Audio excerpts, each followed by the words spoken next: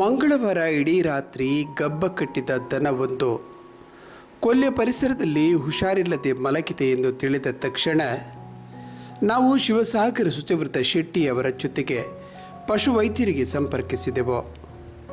ಅನ್ವಿತ್ ಎಲೆಕ್ಟ್ರಾನಿಕ್ಸ್ನ ಮಾಲಕರಾದ ಪ್ರಕಾಶ ಹಾಗೂ ಸ್ಥಳೀಯರು ಕೈ ಜೋಡಿಸಿದರು. ನಮ್ಮ ಕರೆಗೆ ತಕ್ಷಣ ಸ್ಪಂದಿಸಿದ ಪಶು ಆಂಬ್ಯುಲೆನ್ಸ್ನ ವಸಂತಕುಮಾರ್ ಮತ್ತು ಸಂತೋಷ್ ಧಾವಿಸಿ ಬಂದರು. ಮತ್ತೇನು ಒಂದೆರಡು ಗಂಟೆ ತಡವಾಗುತ್ತಿದ್ದರೆ 2 ಜೀವಗಳು ಬಲಿಯಾಗುವ ಆತಂಕದಲ್ಲಿ ಕಾರ್ಯಪ್ರವೃತ್ತರಾದ ವೈದ್ಯರು ದನಕ್ಕೆ ಹೆರಿಗೆ ನಡೆಸಿದಾಗ ಅವಧಿ ಮೀರಿದ್ದರಿಂದ ಕರುವನ್ನು ಉಳಿಸಲು ಅಸಾಧ್ಯವಾಯಿತು.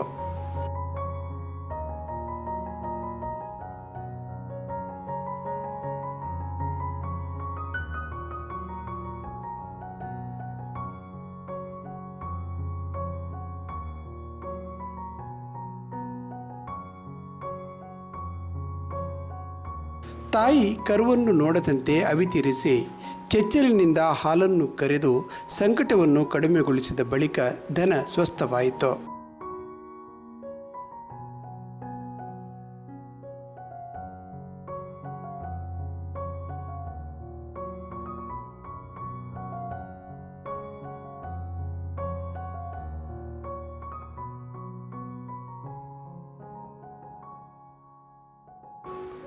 ದನ ಯಾರದ್ದು ಎಂದು ಕೊನೆಗೂ ಪತ್ತೆ ಹಚ್ಚಲು ಸಾಧ್ಯವಾಗದೇ ಇದ್ದಾಗ ಸ್ಥಳೀಯ ಗೋಪ್ರೇಮಿ ನಾರಾಯಣ ಕೊಲ್ಲಿ ಅವರ ಮನೆಯಲ್ಲಿ ದನವನ್ನು ಕಟ್ಟಲು ನಿರ್ಧರಿಸಲಾಯಿತು.